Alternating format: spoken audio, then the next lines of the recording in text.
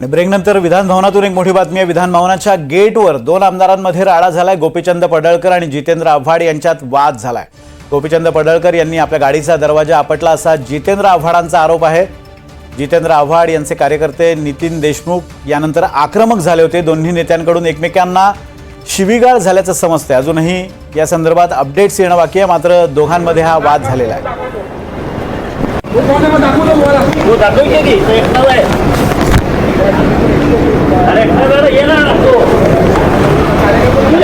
किती बघतो ना ये एकटा जायला मी तुझ्यासारख्या फिरत नाही।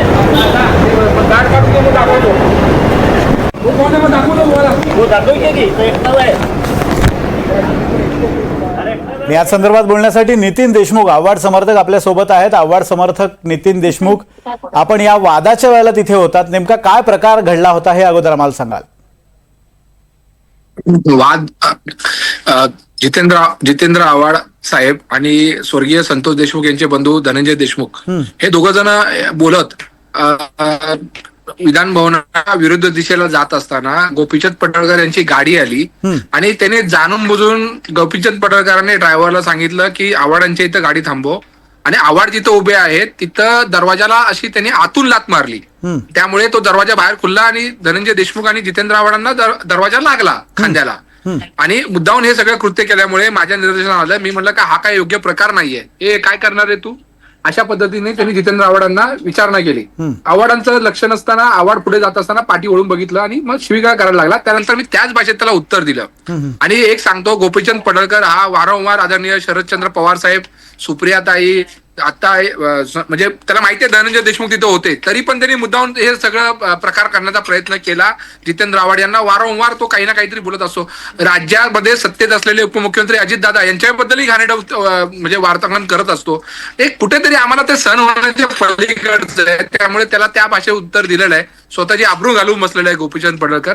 आता त्याला मला असं सांगायचं आहे की असं विधान भवनाच्या बाहेर होता, नशीब अजून भेटला, रस्त्यावरती भेटला असता ना तर कार्यक्रम जरा वेगळा झाला असता। नाही, पण नितीन देशमुख हा सगळा जो वाद आहे, गेल्या 2 दिवसांपूर्वी आपण एक बघितलं होतं की जितेंद्र आव्हाड यांनी गोपीचंद पडळकर हे एक दुधाच्या संदर्भात एक डेमॉन्स्ट्रेशन करत होते विधान भवनाच्या गेटवर। त्यावेळेला तिथून आव्हाड जात असताना आव्हाडांनी सुद्धा काही चिथावणीखोर वक्तव्य केली होती, मंगळसूत्र चोर वगैरे अशा स्वरूपाची वक्तव्य केली होती। ही गोपीचंद पडळकरांना उद्देशून असल्याचं बोललं जात होतं, म्हणजे तुमच्याकडूनही तशाच स्वरूपाची चिथावणीखोर वक्तव्य केली जातात असं वाटत नाही? नाही, विषय असा आहे, त्यावेळी ते दुधाचा डेमॉन्स्ट्रेशन करत असताना जितेंद्र आव्हाड येत असताना तरी आव्हाडांना बघून काहीतरी इस्रायल आणि गाझा या युद्धाच्या पार्श्वभूमीवर ते काही गाझा समर्थक येत आहेत अशा पद्धतीचा कमेंट्स पास केला।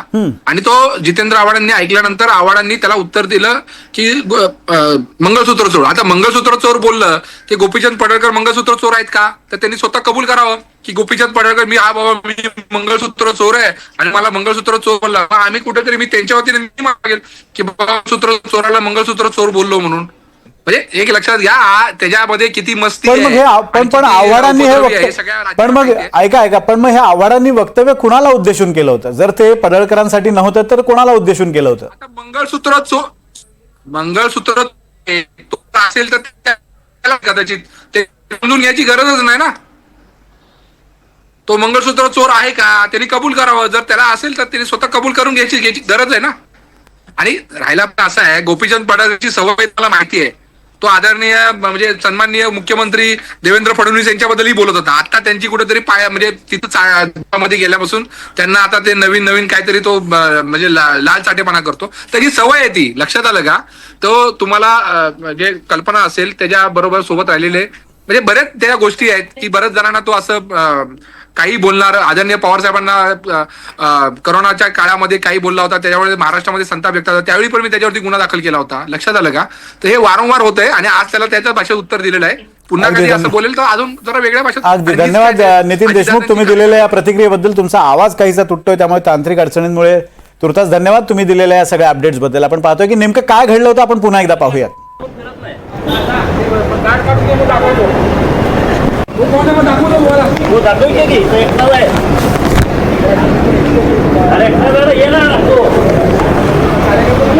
किती बघतो ना ये एकटा जायला मी तुझ्यासारख्या फिरत नाही